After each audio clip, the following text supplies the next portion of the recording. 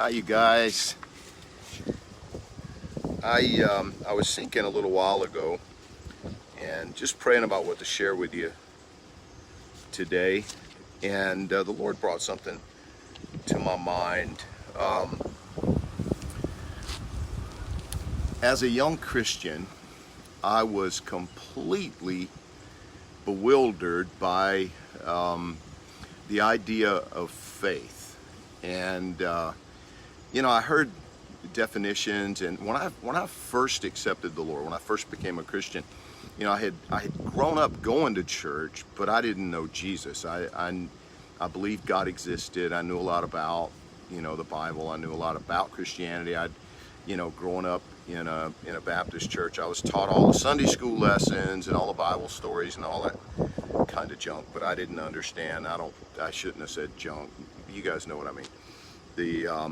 I knew a lot in general, but I didn't really know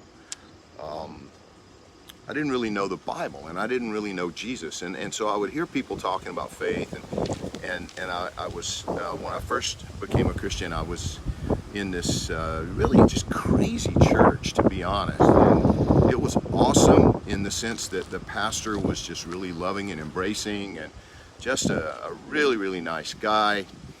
And he was well trained, but he well educated, but he had some kind of crazy ideas.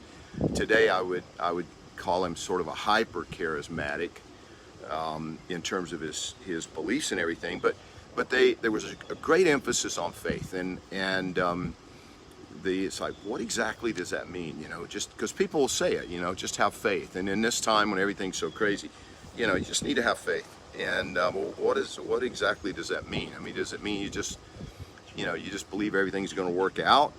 And for a lot of people, that's what it is. It's sort of a faith in faith. And I remember one time the pastor, he was talking about the subject of faith and defining it, and he went to Hebrews chapter 11, which is kind of normal, and he starts reading, Hebrews 11:1. Now faith is the substance of things hoped for, the evidence of things not seen. And I remember thinking to myself, okay, that's a description, but it's really not helping me a whole lot. I mean, that describes what faith is. It describes what it looks like. It's the substance of things hoped for, evidence of things not seen. But that really doesn't tell me what faith is exactly, or how to get it, or how to grow in it, or how to develop it, or any of those kind of things. And it's something I wrestled with. Honestly, I wrestled with it for years, and then one day, as I was wrestling with it and praying about it, it kind of hit me that if you only read verse 1 of Hebrews chapter 11, you stop short of the definition. You stop short of it, because it's actually given. In verse 2, the Bible says, "For by it the elders obtained a good testimony. By faith we understand that the worlds were framed by the word of God, so that the things which are seen were not made of things which are visible." And then it goes on and it gives a couple of examples. By faith Abel offered to God a more excellent sacrifice than Cain. Verse 5, by faith Enoch was taken away so that he did not see death. And then in verse 6, you get to a biblical definition of what faith is. Verse 6 says, without faith, it's impossible to please him, to please God, because he who comes to God must believe that he is, and that he is a rewarder of those who diligently seek him. And I realized that's the definition of faith. I mean, that's the biblical definition of faith. Number one, you got to believe God's there. If you don't believe he exists, well, then that kind of puts an end to that, right? But if you believe that he is, and that's all, that's not faith either. And that's what I'd never understood as a kid. I grew up believing in God in the sense that, okay, I believe he exists, but that was kind of it, and I didn't put the next part with it. Faith is believing that God exists and that he's a rewarder of those who diligently seek him. And the idea behind that is is, and kind of the way I drove a nail, if you will, in my thinking, something to hang it on, that he's there and he's good. God never plays games with people. And if it looks like he's playing games, and I mean, let's be honest, sometimes it does, right? I mean, sometimes in this crazy, messed up world, it kind of looks like he's playing games. And it can be confusing. And a lot of people have said, okay, either he's really evil or he's not there, or he's just indifferent. He doesn't care. And I had shared with you guys in one of the earlier videos a man, he passed away a number of years ago, but Dr. A.E. Wildersmith, he was actually a professor of pharmacology, and he taught at several different universities. He taught in Europe at a couple of different universities there, and he taught in Chicago, and I can't remember now. I think it may have been the University of Illinois, but he taught pharmacology. He had several PhDs, but his focus was in that area of chemistry, biology, pharmacology, all that kind of stuff. But he was a Christian, and he lived through the Second World War, and he wrote in this little book, Is This a God of Love? He was writing on the subject of evil and suffering and this kind of stuff, and he talked about the design, the perfect design of creation. And he said, people want to deny that because, well, I mean, look around, it's so messed up. And he said, but it's kind of like when I visited the cathedral in Cologne, Germany, before the war, and it's this magnificent building, this magnificent structure. And he said then, not long after the war, I forget what year it was, like 1946, 47, something like that, he went back to Cologne, and he said, the building was still there, but it had been hit.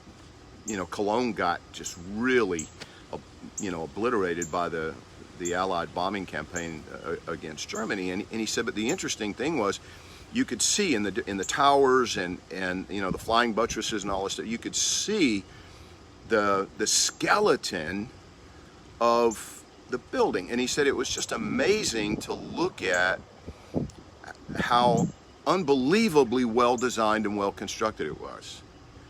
And he said you could see that because there was this mixture of beauty and